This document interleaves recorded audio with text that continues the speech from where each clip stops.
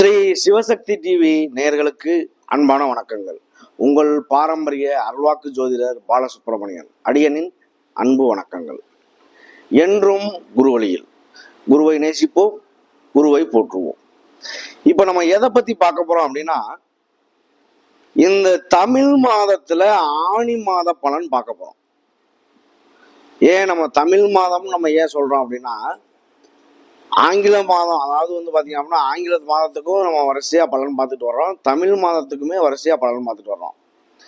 இந்த நம்ம சொல்லக்கூடிய இந்த பலனாகப்பட்டது பாத்தீங்க அப்படின்னா, இந்த 12 ராசிக்குமே பொதுவான பலன் தான் சொல்றோம்.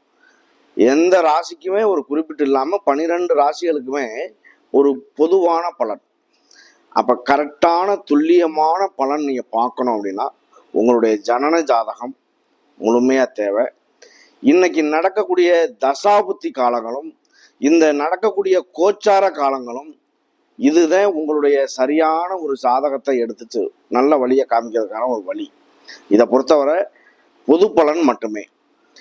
இந்த ஆணி மாசம் பாத்தீங்க அப்படின்னா, தமிழ் மாதத்துல என்னென்ன ஒரு பலன், அதாவது சுப முகூர்த்த தினங்கள் ஒரு சில விஷயங்கள் வருது இல்ல. இந்த சுப முகூர்த்தம் பாத்தீங்க அப்படின்னா, தமிழுக்கு பாத்தீங்க அப்படின்னா 2ஆம் தேதி, 23, 26, 28ஆம் தேதி இந்த 4 முகூர்த்தங்கள் ஓரளவுக்கு வளர்பிறை முகூர்த்தமாகவே வரும். 16/6/24 ஞாயிற்றுக்கிழமை, 7/7/24 ஞாயிற்றுக்கிழமை, 10/7/24 புதன்கிழமை, அடுத்து பாத்தீங்க அப்படின்னா 12/7/4 12/7/24 இது பாத்தீங்க அப்படின்னா வெள்ளிக்கிழமை. இந்த 4 முகூர்த்தங்கள் இந்த மாசத்துல ரொம்ப சிறப்பான முகூர்த்தங்கள். இதுவே பாத்தீங்க அப்படின்னா ஒரு சுப முகூர்த்தம்னு நம்ம ஏன் சொல்றோம் அப்படின்னா, அதுல ராகு காலம், யமகண்டம், மற்ற கெட்ட நேரங்கள் என்னவா இருந்தாலும் அதெல்லாம் ஒதுக்கி கிளியரான ஒரு நேரத்தை கொடுக்கக்கூடிய ஒரு விஷயம்தான் சுப முகூர்த்த தினங்கள். எந்த ஒரு நல்ல காரியத்துக்குமே அது ரொம்ப உகந்த ஒரு நேரம். அது இந்த குரோதி வருடம் ஆணி மாதம், அதாவது 1ஆம் தேதி 15/6/2024 சனிக்கிழமை ஆணி மாதம் பிறக்குது. இதுவே பாத்தீங்க அப்படின்னா மேஷ லக்கணத்துல ராசி கும்ப ராசி, கன்னி ராசியில பிறக்குது. லக்கணத்திலேயே சூரியன், சுக்கிரன், புதன், மாந்தி எல்லாமே இருக்கு.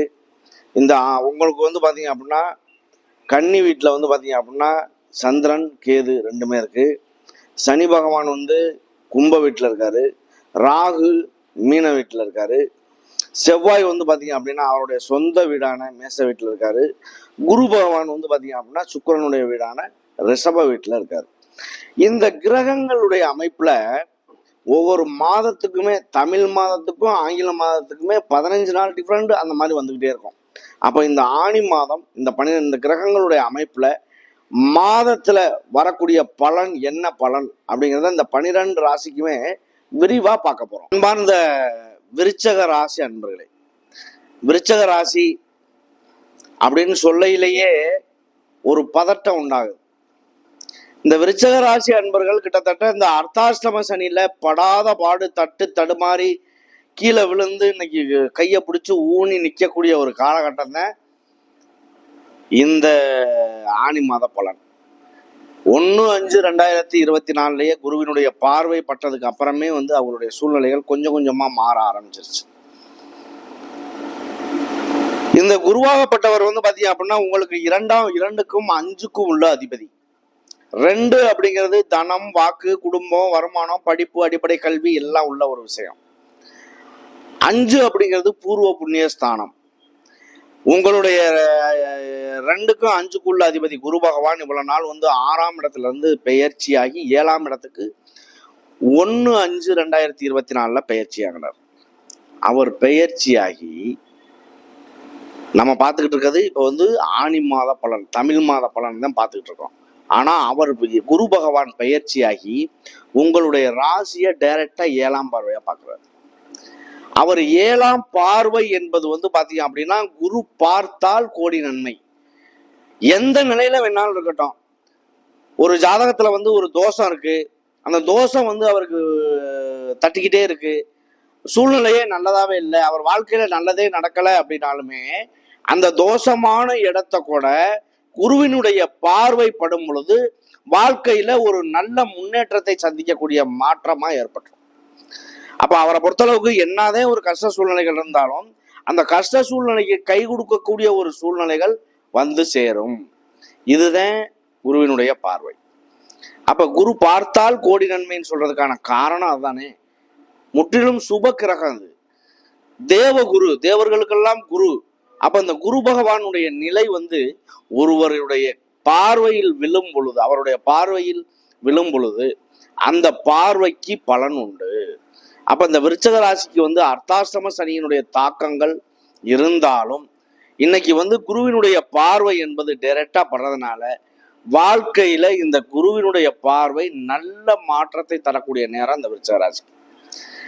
இந்த கிட்டத்தட்ட 1 வருஷம் 1.5 வருஷம் 2 வருஷமாவே படாத பாடு தடுமாறி பட்டு இன்னைக்கு குருவினுடைய பார்வையில இருக்கிறது அவங்களுக்கு ஒரு நல்ல கண்ணுக்கு தெரியும். ஒரு ஒளி பிரகாசம் என்பது, தன்னுடைய முன்னேற்றம் என்பது கண்ணுக்கு தெரியும். சரி, ஒரு 10 ரூபா வருமானம் பண்ணக்கூடியது ஒரு 20 ரூபா வருமானம் வருது, தொழில் பண்ணக்கூடியதுல தொழில் கொஞ்சம் முன்னேற்றம் இருக்கு, தொழில் நல்ல ஒரு ஓடுது, இதுதான், அவ்வளவுதான்.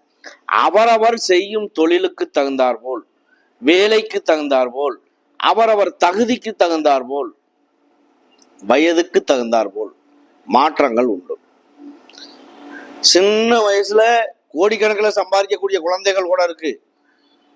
அது அவரவருடைய கர்ம வினையை பொறுத்து. பெரிய லெவல் வரைக்கும் ஆகியும் ஒரு நம்மளால ஒரு லட்சக்கணக்கில் கூட சம்பாதிக்க முடியலையே அப்படிங்கிற மன வருத்தத்திலையும் இருக்கிறவங்க உண்டு. அப்ப அவங்களுடைய நிலையெல்லாம் என்ன? அவரவருடைய கர்ம வினை என்ன பெற்று இருக்காங்களோ, அவரவருடைய செய்யும் தொழில் என்னவோ, வயது என்னவோ, அவங்களுடைய தகுதிக்கு தகுந்தார் போல் மாற்றங்கள் ஏற்படும். அப்ப இந்த விஷயத்தை பொறுத்த அளவுக்கு இந்த விருச்சக ராசி வந்து ஸ்திர ராசி, ஸ்டாண்டர்டா நல்ல ஒரு இது. அங்க வந்து ராகு கேது உச்சமடையக்கூடிய ஒரு இடம். திடீர் யோகம், திடீர் அதிர்ஷ்டங்கள் கிடைக்கிறதுக்கான ஒரு வாய்ப்புகள் கூட உண்டாகும். நம்ம எல்லாருக்குமே வந்து பாத்தீங்க அப்படின்னா லாட்ரி சீட் அடிச்சிடும், நீங்க பெரிய லெவல்ல அடிச்சிருவீங்க, கோடீஸ்வரன் ஆயிருவீன்னு சொல்லவே இல்லை நம்ம. அப்படி வந்து பாத்தீங்க அப்படின்னா இந்த லாட்ரி சீட் பலன் உண்டு. குருவினுடைய பார்வை இருக்கிறதுனால தங்கம் பொன்னன் பெரும் பணத்துக்கு அதிபதி குரு பகவான், அவருடைய பார்வை இருக்கும்போது ஒருவேளை ஒரு நேரம் லாட்ரி சீட்டை எடுத்து பார்த்தா உங்க நல்ல நேரத்துக்கு அடிக்க வாய்ப்பு உண்டு. அப்படி அடிச்சவங்களும் உண்டு தானே, கோடிக்கணக்கில் அடிச்சவங்களையும் நம்ம பார்த்துருக்கோம் தானே.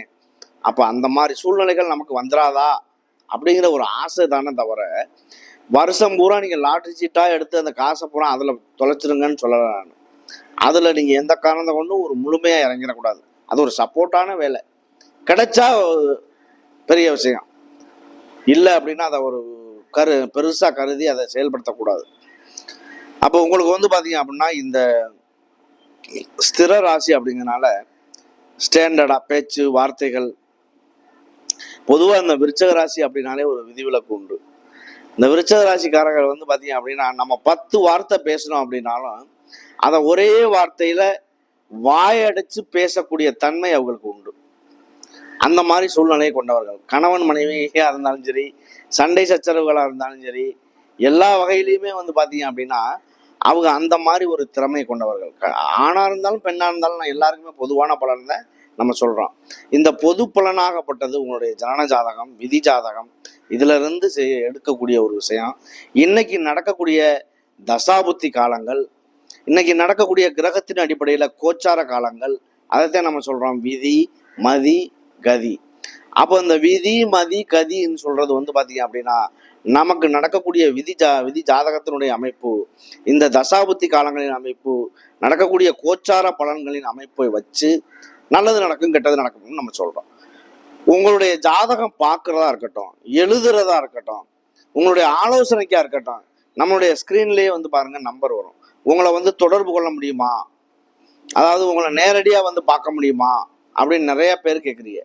நீங்க ஜாதகம் பார்க்கறதுக்கு நம்மளை நேரில் வந்து பார்க்கணுங்கிற அவசியமே இல்லை. ஜாதகம் பார்க்கறதுக்கு உங்களுடைய ஜாதகம் இருந்தா ஜாதகத்தை போட்டுடலாம்.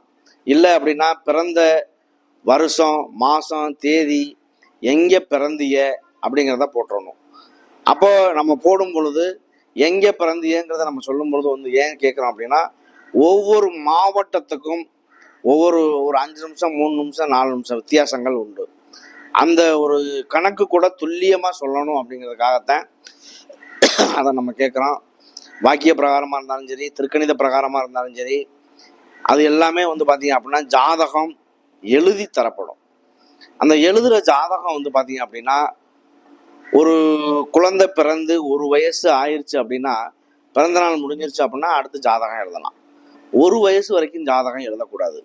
ஒரு சிலர் 10 வயசு 15 வயசு வரைக்கும் கூட எழுதாமையே வச்சுருக்காங்க. அது தப்பு. அது வந்து பார்த்தீங்க அப்படின்னா ஒரு வகையில் ஒரு வகையான தோஷத்தை குறிக்கும். அது வந்து பார்த்தீங்க அப்படின்னா ஒரு சில கஷ்ட சூழ்நிலைகளை சந்திக்க வைக்கும்.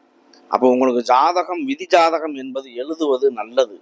அதனால வந்து பார்த்தீங்க அப்படின்னா இன்னைக்கு இந்த விருச்சக ராசிக்கு, இந்த விருச்சக ராசியில் வந்து பார்த்தீங்க அப்படின்னா ராகு கேது உங்களுக்கு பாக்கியஸ்தானத்தில் ராகு பகவான் இருக்கார்.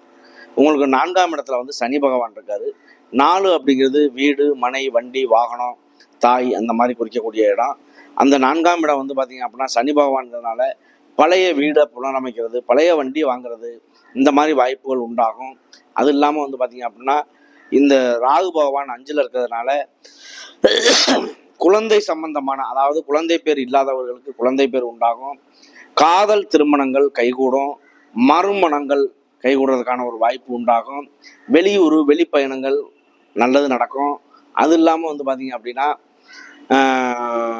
இந்த ராகு அப்படிங்கிறதுனால பூர்வ புண்ணியத்தில் இருக்கக்கூடிய சொத்து சம்பந்தமான பிரச்சனைகள் எல்லாமே ஓரளவுக்கு கைகூடி சுமூகமான சூழ்நிலையாக மாறுறதுக்கான வாய்ப்புகள் உண்டாகும். 6ல் வந்து செவ்வாய். 6 அப்படிங்கிறது ருணரோக சத்துருன்னு சொல்லுவோம். இருந்தாலும் 6ல் அதைத்தான் சொல்கிறோம், நோய் நொடி எதிரி கடன் வம்பு வழக்கு இந்த மாதிரி உள்ள இடம். இந்த அதில் வந்து செவ்வாய் இருக்கிறது உங்களுடைய ராசிநாதன் தான் செவ்வாயுமே. அது 6லையும் ஆட்சி பலம் பெற்றிருக்கிறதுனால ஓரளவுக்கு ஒரு நன்மையத்தை செய்யும். 7ல் குரு பகவான் இருந்து உங்களுக்கு 7ஆம் பார்வையாகவே பார்க்குறாரு. உங்களுடைய கலத்திரஸ்தானத்தில் 7ஆம் இடத்துல குரு இருக்கிறது வந்து பார்த்தீங்க அப்படின்னா உங்களுடைய கணவனாக இருக்கட்டும், மனைவியாக இருக்கட்டும், 7ஆம் இடத்துல குரு பகவான் இருக்கிறது அவ்வளோ ஒரு சிறப்பான ஒரு விஷயம்னு சொல்ல முடியாது. இருந்தாலும் 8ஆம் இடமான அஸ்தமஸ்தானத்தில் சூரியன், சுக்கிரன், புதன் எல்லாமே வந்து பார்த்தீங்க அப்படின்னா சுக்கிரனும் புதனும் அஸ்தமனத்தில் இருக்காங்க. 8ஆம் இடத்துல அஸ்தமனமாக நல்லது தான். இருந்தாலும் இந்த சுக்கிரன் அப்படிங்கிறதும் புதன் அப்படிங்கிறதும் வந்து பார்த்தீங்க அப்படின்னா சுக்கிரன் கெட்டு போகக்கூடாது ஒரு ஜாதகத்தில். இப்போ இந்த நேரத்தில் ஒரு குழந்தை பிறக்குது, அப்போ அந்த குழந்தைக்கு அது அஸ்தமனம் தானே. அப்போ அந்த குழந்தையினுடைய இது என்ன ஆகும், சுக்கிலம் அப்படிங்கிற ஒரு விஷயம் ஏதோ ஒரு வகையில் கெட்டு போகும். சுரோனிதம் அப்படிங்கிற ஒரு பொம்பளை பிள்ளையா இருந்தால் அந்த மாதிரி கெட்டு போகிறதுக்கு வாய்ப்பு உண்டு. ஏன்னா சூரியனோட மையமாக வச்சு தான் எல்லா கோள்களுமே இயங்குது. அப்போ இந்த சூரியனாகப்பட்டவர் நல்ல நிலையில இருக்கும் பொழுது அவருடைய அனுக்கிரகம், அதாவது சூரியனுடைய பார்வை, ஒளி எல்லாமே சமமான நிலையில இருக்கும் பொழுது எந்த விதமான குறை நிறைகள் இருக்கவே இருக்காது. நல்லதாகவே தான் இருக்கும், எந்த விதமான குறை இருக்காது. அப்போ இந்த குறை இருக்கு அப்படின்னா ரொம்ப அருகில போயிடுச்சு அப்படின்னா அஸ்தமனம் ஆயிரும். கொஞ்சம் ரொம்பவும் தள்ளி போயிடுச்சு அப்படின்னா வக்ரம் ஆகிறதுக்கான வாய்ப்பு உண்டு. அந்த அனுக்கிரகம் கிடைக்கல அப்படின்னா முன்னோக்கி நகரக்கூடிய கிரகம் பின்னோக்கி நகர்றதே வக்ரம். அப்போ இதை பொறுத்தவரை வந்து பார்த்தீங்க அப்படின்னா இந்த விருச்சக ராசிக்கு விசாக நட்சத்திரம், அனுச நட்சத்திரம், கேட்டை நட்சத்திரம் 3 நட்சத்திரங்கள் உண்டு. விசாக நட்சத்திரம் என்பது குருவுடைய நட்சத்திரம். குரு பகவானுடைய பார்வை இந்த வருஷம் ஃபுல்லாகவே 7ஆம் பார்வையாக இருக்கனால இந்த குருவினுடைய அம்சம் உள்ள இந்த விசாக நட்சத்திரக்காரர்கள் எப்போதுமே ஒரு பொறுமைசாலி அப்படின்னு சொல்லலாம். பொறுமையாக இருந்து ஒரு சாதனையை செய்யக்கூடிய ஒரு நபர்கள். அவங்களுக்கு நல்ல மாற்றங்கள் உண்டாக வாய்ப்பு உண்டு. அனுச நட்சத்திரம் அடுத்து. அனுசம் என்பது சனி பகவானுடைய நட்சத்திரம். சனி பகவான் கொடுக்க நினைப்பதை யாராலும் தடுக்க இயலவே முடியாது. அவர் கொடுக்கணும்னு நினைச்சிட்டாரு அப்படின்னா அதை தடுக்க யாராலையும் முடியாது. உங்களுக்கு அர்த்தாஷ்டம சனியினுடைய தாக்கம் உண்டு. ஆனால் அவர் வந்து பார்த்தீங்க அப்படின்னா விலகக்கூடிய காலகட்டத்தில் நல்ல விஷயம்தான் நடக்கும், தவிர எந்த விதமான கெடுதல்கள் இருக்காது. சனியினுடைய தாக்கம் என்பது விரயச்சனி என்பது 50% சனியினுடைய தாக்கம். இதே வந்து பார்த்தீங்க அப்படின்னா ஜென்மச்சனி என்பது 100% இருக்கும். இதே பாத சனி ஓடுது அப்படின்னா 25% இருக்கும். அப்போ இதை பொறுத்தளவுக்கு இந்த சனியினுடையது உங்களுக்கு அர்த்தாஷ்டம சனி ஓடிட்டு இருக்கு. அஷ்டம சனியில் பாதி தான் அர்த்தாஷ்டம சனி. அப்போ அதுக்கு உண்டான தோஷமே இருந்தாலும் குருவினுடைய பார்வை படும் பொழுது அது நல்லதாக மாறுறதுக்கான வாய்ப்புகள் உண்டாகும். சரி, அடுத்து வந்து கேட்டை நட்சத்திரம். கேட்டை நட்சத்திரம் என்பது புதன் பகவானுடைய நட்சத்திரம். புதன் பகவான் உங்களுக்கு வந்து பார்த்தீங்க அப்படின்னா 8க்கும் 11க்கும் உள்ள அதிபதி. அவர் வந்து அஸ்தமனம் ஆகியிருக்காரு. அஸ்தமனம் அப்படின்னா எரிஞ்சு போனது. அப்போ அவருடைய செயல்பாடு என்பது 0% தான். அவர் குறிப்பிட்ட நாளைக்குள்ள தான் ஒரு 20-22 நாள் 15 நாள் அந்த மாதிரி தான் அவர் இருப்பார். அதுவே 22 நாள் 28 நாள் தான் அவருடைய பயண காலமே. ஆனால் 1 மாதங்கிறது நம்ம சொல்கிறோம். அப்போ இவரை பொறுத்தளவுக்கு வந்து பார்த்தீங்க அப்படின்னா, இந்த புதனாகப்பட்டவர் வந்து கேட்டை நட்சத்திரம் என்பது கோட்டை கட்டி ஆளணும் அப்படிங்கிறது விதி. அவரவருக்கு வந்து என்ன நிலையில் லக்னாதிபதி ராசிநாதன் அமையுதோ அந்த நிலையை வச்சு நல்லது நடக்க வாய்ப்புகள் உண்டாகும். இந்த குருவினுடைய பார்வை இந்த ஆனி மாதமும் இருக்கிறதுனால நல்ல மாற்றங்கள் உண்டாக வாய்ப்பு உண்டு. வாய்ப்புகளை பயன்படுத்துங்க. நன்றி, வணக்கம்.